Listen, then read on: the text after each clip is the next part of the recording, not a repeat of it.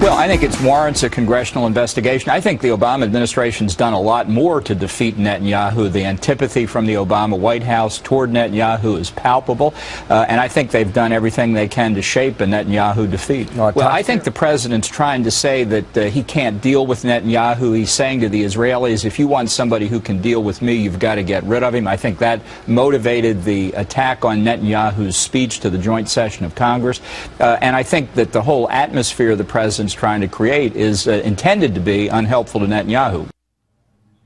All right, joining us now, David Horowitz, founder of the David Horowitz Freedom Center, editor of FrontPage Magazine, and author of the Black Book of the American Left, Volume 3, The Great Betrayal. David, welcome.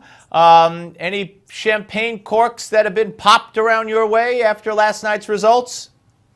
Well, I'm very happy that Netanyahu won, but Netanyahu, as he showed in the Gaza war, is a little problematic. And I understand why people are cautious. The prospects of a war in the Middle East, even though that war might be save us from an even greater war, are daunting.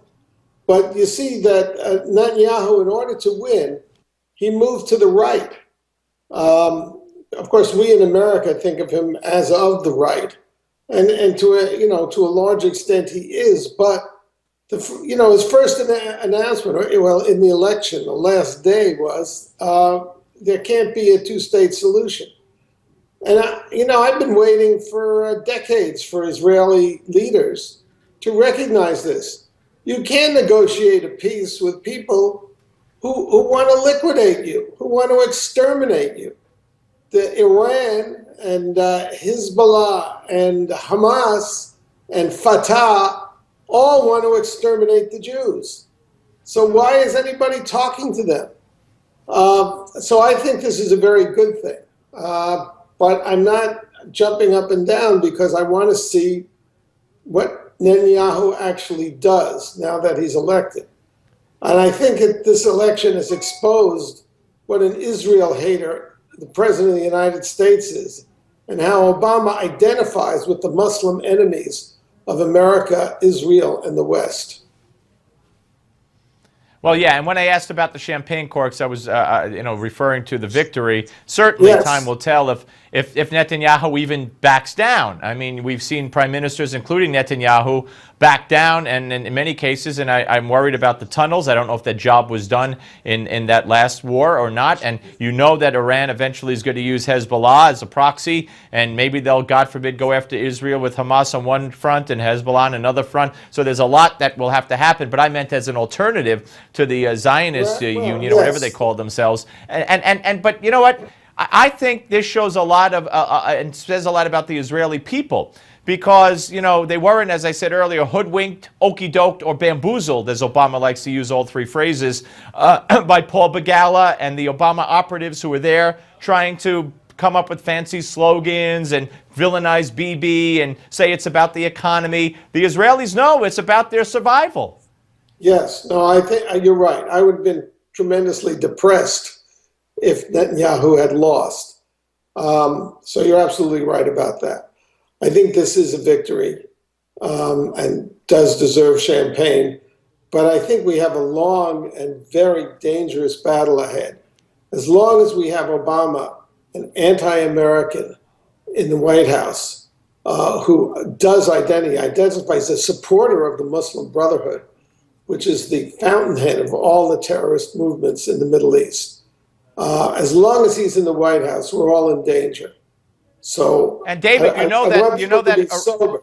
Don't get too drunk on the champagne. That's what I should have said. All right, that's all right. You know that Iran and Hezbollah are now not on the terrorist threat list. And Clapper, James Clapper. Obama identifies with the Muslim world, and he is a supporter of the worst terrorists, namely the Iranians. The Iranians have killed thousands of Americans. I hope American people realize this, but they're responsible for the IEDs that all those soldiers, those warriors that you see maimed, were maimed by Iran. and Obama is kissing their butts. Obama is a disgrace. I mean, I can't say enough bad things about him. I think that Cheney was, right when he said he's the worst president in our lifetime. He's the worst president in the history of the country.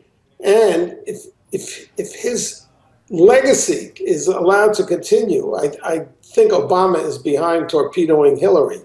I think he wants somebody even to the left. Hillary is left enough, but even to the left of her. But we're in real trouble unless the American people wake up and there's a landslide Republican election for a conservative Republican. We're in a world of trouble because these. Well, you're absolutely. Yeah. I was going to say you're absolutely right. I'm sorry. Iran's off the terrorist watch list. And have you heard one Republican elected official say boo? Exactly. That's why I'm not popping champagne. I want to see leaders who start calling a spade here, start telling it like it is, or we're gone. Yeah, I mean, Hillary's concealing those emails. I mean, that's treason, for crying out tears. What is she doing? She's hiding a record from the public so nobody can track the way she and Huma Abedin supported the Muslim Brotherhood in Egypt and throughout the Middle East, which is. But don't worry, David. Don't worry. Don't worry. Hillary promises us that she took care of everything. David Horowitz, always great to talk to you. Thank you, Steve. Take care. All right, Joel Rosenberg is next, folks.